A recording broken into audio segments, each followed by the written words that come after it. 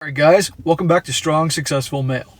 So for today, I'm going to be doing an update or part 2 to a video that I did a few weeks ago that was titled, Wife's Not Interested in Sex for Years, Husband is Thinking About Ditching Her.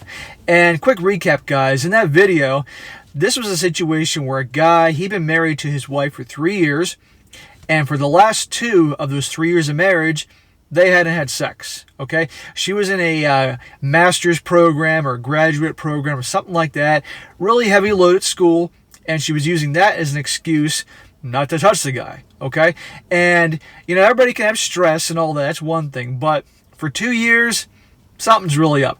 And this was a good guy that was obviously, he was taking care of all the bills, making things as easy as possible for her, being a good husband because, you think that you're going to be a good husband and loyal and supportive and help out, and you'll be treated accordingly in the same manner, treated well.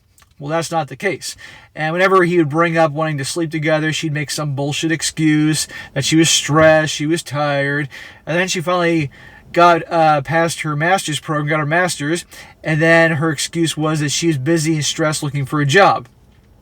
And finally then, he had enough of this bullshit, And they were out one time somewhere, and some woman in a bar, because they were watching the Super Bowl, was flirting with him, and he really enjoyed it because, hey, you know what? It was nice to actually get some fucking attention, And his wife had a fit over it.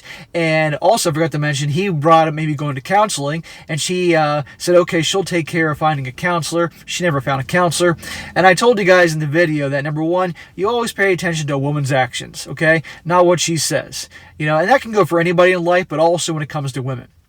And so, sure enough, she didn't find a counselor. She accused him of being selfish and all that because he was focused on himself, because God forbid he has needs. And then the woman was flirting with him at the bar and all that, and she in front of her friends, and she got all pissed off about that, and they got into a big fight. And at that point, then he's starting to think that it's time to end the marriage. And that then leads up to this part 2 here, what happens next, where he confronts her and what goes from there. Because a lot of guys, after I did the first video, were wanting to know an update what happened. So here you go. So it starts off saying, it says, that Saturday, after my original post, I tried again to talk to her about what I felt was missing in our relationship. This did not go well. The next Saturday, I went out and rented an apartment with lease starting March 1st. I went back home and told her I would be moving out. Good for this guy. This guy had balls. He said, that is fucking it. I'm out of here. I'm tired of this bullshit. Because it said here he's 34 years old. So he's not super young, but he sure as hell has a lot of life ahead of him. And obviously, why would he want to be stuck in a marriage where, they're not intimate, they're not having sex, and he's unhappy? It's crazy. And I said, by the way, guys, in the previous video, probably one of 3 things are going on here. One, obviously, she's hooking up with some other dude. Okay, because women got needs, all right? She's hooking up with some other guy, guaranteed. That's why she has no interest. 2, she completely is using the guy and just lost all attraction to him whatsoever. And once she got the ring on her finger, she doesn't have to do shit anymore because she got what she need, him taking care of the bills while she was getting her master's. Or 3, she could be gay. But it was mainly the first 2, and you're going to find out what it was real quick. But the guy, he got out of there. Good for him. He says here, I said I do not know what was going on with her, and since she did not want to do anything about it, I wanted a divorce. I loved her, but I couldn't live like a hostage anymore. She got really quiet and then started sobbing and telling me that I was cruel and selfish and that my focus on sex was the issue and that I should go to counseling for that again.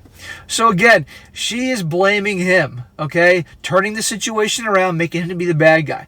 No sex in 2 years. This guy has every right to have an issue with this, but she's, in the first story, was blaming him and calling him selfish and all that.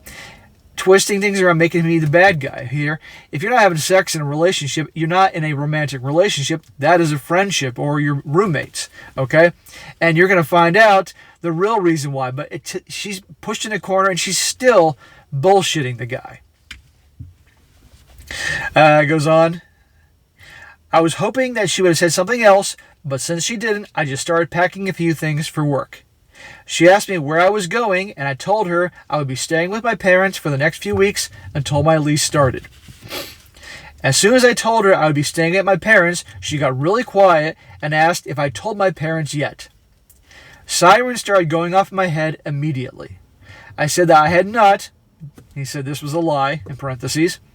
Then she got quiet for about 5 minutes, and right when I was about to walk out the door, she asked me not to leave. She wanted to talk. She had plenty of time to talk all this time, but she wasn't interested in talking. She was interested in just gaslighting the guy, pointing the finger at him and twisting things around, making him be out the bad guy, saying he was selfish. This guy's laying down the law. He says, I'm out of here, lady. And now she's upset and crying and quiet and wants to talk. Too late. And then she told me something I didn't want to hear. She cheated on me with a guy in her class last year. So there you go. She wasn't interested in sex because she was hooking up with some other dude.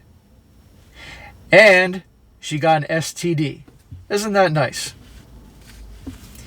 Nothing fatal, but not the kind you can get rid of. She told me that it only happened one time.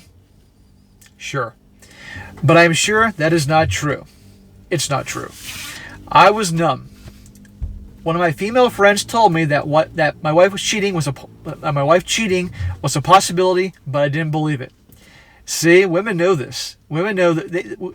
Here's the thing, guys. I've told you before about taking advice from women, because generally women either A, don't understand what they emotionally respond to with regards to pickup and dating and all that. 2, they do know what's going on, but they don't want to hurt your feelings, so they're not going to be direct and tell you what's going on. Or 3, because they want a man to behave a certain way, they're going to tell a guy how they think the guy should act, because it's what she would want, not necessarily what the situation would require. But this guy's friend had told him point blank she could be cheating, because she sensed it, and a woman knows these things, and she was right. He says, I didn't say anything while my wife talked, mostly because my mind was reeling, but also because I didn't really have anything to say. I realize now that I had said everything I had to say over the course of the previous year, and now I had nothing. After she finished talking, I just told her, okay. I was numb. I left the house with her in it and went to my parents' house about 2 hours away. I told her I would be back, but have not been back to the house yet or seen her since. So, all along, she's cheating. And this whole, it was only one time, bullshit. And why would he have any, and let's just say for argument's sake she was telling the truth, which I don't believe. Why would he have any reason to believe her? Okay, given her actions. She was making him out to be the bad guy when he'd bring this up. And then finally, calling him selfish and all that. And now, the truth, now when he's literally walking out the door, I'm out of here, then she admits what happened, that she cheated and she was sorry and all that shit. And to add insult to injury, she got an STD. Now he has to worry if he has something. That is called karma. I got to my parents' house and told them everything. They told me they could tell something was wrong for a few months and that they were sorry. I had planned to go back to the house, but my mother told me that if I was moving forward with divorce, that I should not go. So my mother and father went and got a few personal items for me. Everything else I left. I also contacted a lawyer and told him to contact the wife to start the divorce.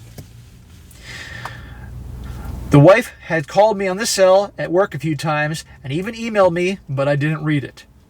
She also had one of her friends call me and tell me to please talk to my wife and that she's very sorry, but as soon as I realized it was a friend of hers, I hung up. I have 2 weeks off coming up in April, and I plan to go to Vegas with a buddy. My parents and friends have been very supportive, and I honestly feel better than I have felt in a long time. That's awesome. And this goes to show you guys that if any of you watching this right now are in a marriage or a bad relationship, but for this case a marriage, and it's bad, it's shit, guys, you always get a second chance. You may have to go through hell in the beginning, separating, going through that whole process with an attorney, having the worry that half your shit or more is going to get taken by her, all that, and you're going to find out this guy does get hit.